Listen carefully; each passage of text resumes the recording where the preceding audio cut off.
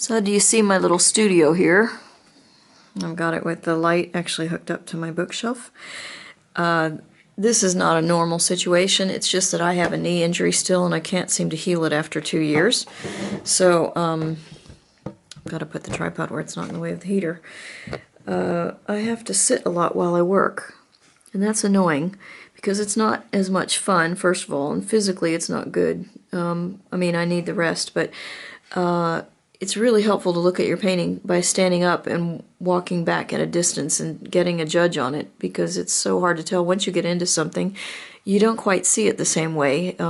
It's just like relationships. Your friends seem to see things that were totally out of your radar. Anyway, let's zoom in here. Now, I stopped working from the photograph, the printout that I made, because I felt it was a little bit too hard to read. And I ended up putting it on my computer, and I'm working from the digital image, as you can see. Right now what I'm doing is trying to finish the drawing. I mean, not the drawing, but painting in the places that I have drawn. So I'm trying to create all the villages. Maybe I can zoom in manually there. I don't know if you can see the charcoal. Let me give it time to focus. Anyway, so there's little charcoal things, and I'm going to try to sort of figure out where they are while I'm improving my drawing on that. And I'm laying in basic relationships, but as I mentioned before, I tend to overdo everything and then have to back off on it.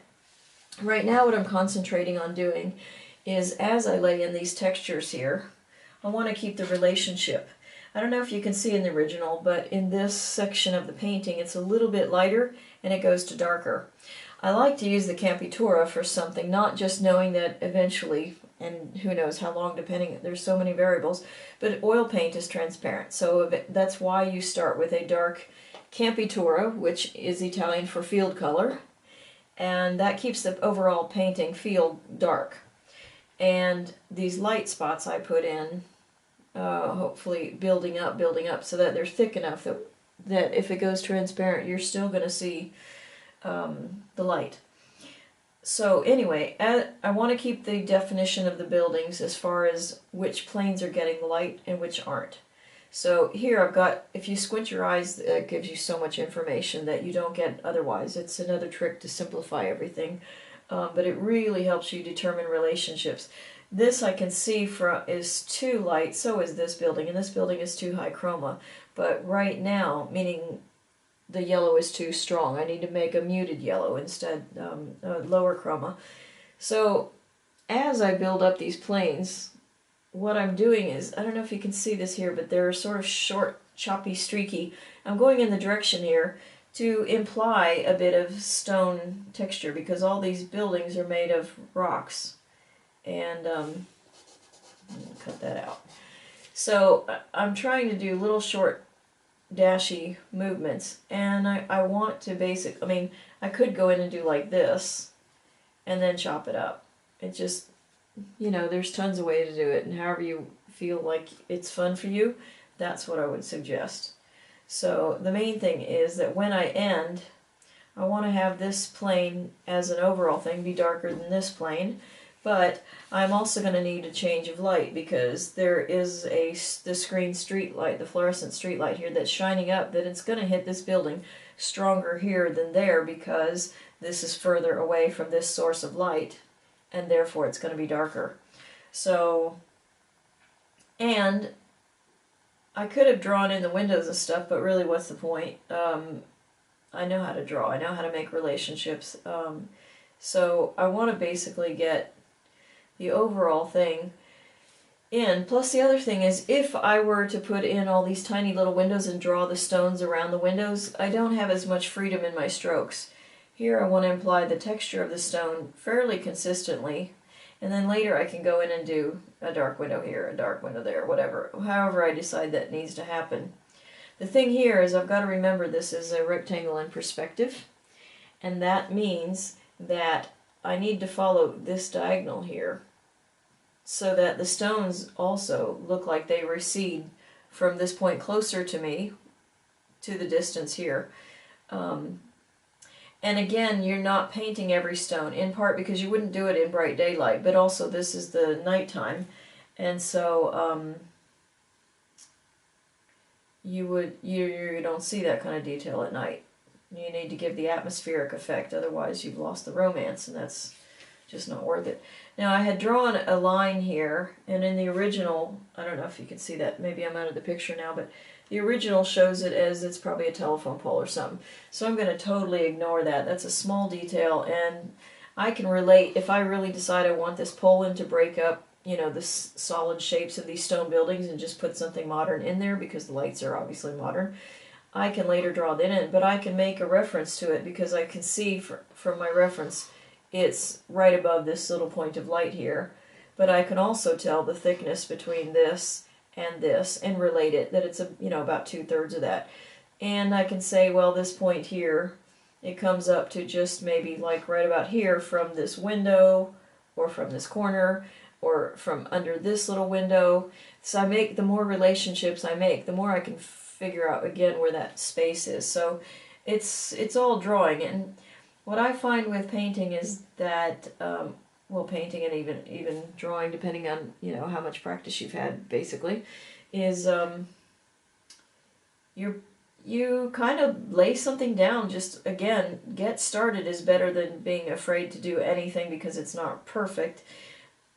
Lay it down and then spend the rest of your time correcting. It's not that big of a deal. Especially with the oils, it's lovely because they're wet for so long that you have time to work things out. I have time to soften this line a little bit later, and I have time to sort of enjoy this whole thing. If I lose patience, I just whoop that down and look, see what I did? I just ruined it. I put more dark down here than here.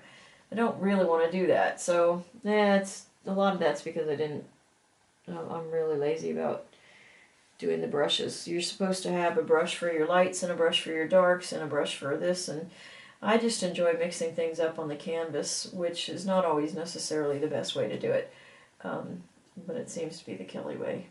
So, and I'll say that and then I'll contradict myself. You'll see another time I'll do something just as I said that I wasn't ever going to do. I don't have an explanation for that. It's just everything is true. Context is everything, and you have to figure out how it all fits together. And again, as I said before, learn how your brain works. You see, I'm having a hard time now getting this dark in because I've got too much light on the brush. I don't work in an efficient way, and I wish that I did, but some part of me just rebels against it. So, I don't know, the problem is that in the end, some of the time, most of the time actually, I guess I really like what I do, and so that doesn't give me incentive to change my ways. But the stupid thing is, I'm not very fast, and I think if I painted a lot more hours, as I did, back when I had fewer distractions, I guess, I would improve that. I would improve that naturally because I'm putting the time in, and even though my process is generally slow, you put the time in, you're going to make things work. Now, do you see what I've done wrong here? This started out at a good angle, and as I got down, I got more and more horizontal. You know why that happens is because your brain is used to order. So I have to go back up here and put these back in at a different angle. Do you see that? So these are the kind of things that I need to always be keeping in mind. This has to be going down this way. Even though I'm not drawing in details, I'm putting the texture in like waves of water, and it's got to make right. Otherwise your brain may or may not recognize what's wrong with it, but your brain will see something doesn't look quite right there. And because I did it in a fan sort of way, starting off this angle and ending up more at this angle, it doesn't look like I did it on purpose. So when it doesn't have that look of forced manipulation like caricature is, it's not going to work. And okay, so now when I'm looking at these buildings, I look at my reference photo and I can see there's a light that goes down this wall that's actually behind this building. I put in a little red tile thing just to remind me that's a building, because here's a plant right here. This is light. This is lighter than my campitura, and it goes down to grade 8s, down to a little bit darker, but this part of the building here in the back, this is in shadow of this, and it's darker here and lighter here. But when I squint, I see I actually prefer this lightness, because your question is, when you get to where something doesn't have the proper relationship, the easiest thing to do is to say, create a yes or no question, because there's so many ways to go around something. So the bottom line is, okay, I want this to be darker than that, but does this need to be darker or does this need to be lighter? And so you make that relationship with those two. But in reality, I'm not really just looking at these two and their relationship. In order to know whether this one has to go darker or whether this has to go lighter, or as often in my case, I have to do a little of both, I also look at the other buildings next to it and I say, squinting, okay, so this is light here, but this should really be a little bit darker. Because in this case, this light here is probably shielded from the top because they want to force the light to go down. So this building is actually darker right here. And as it goes over here, it's getting some of this light over there. Does that make sense? So I know this has to go darker. If this goes darker, and then I say, well, okay, that, when I squint, this whole part needs to go darker. I'm okay with this for now. So I'm going to let that rest other than fixing this. So I'm going to paint for a bit and then say, but as again, I'm putting this in, as I put these yellows in, I overpainted from what I had before. I'm correcting the drawing. I'm straightening lines because I'm not a caricature artist and I don't know how to do things sort of false, and I come from a classical sort of training. The verticals I want to make vertical and I want to make them stable. And then I can get my perspective in line a little bit. But the vertical gives me a feeling of stability and length and time and lots of things like that. And it makes me feel safe, which is what houses are supposed to do. So all of those lines, those decisions that we make about shapes and forms and stuff, all lend to the emotional content that you get from your subject matter. Okay, see you a bit.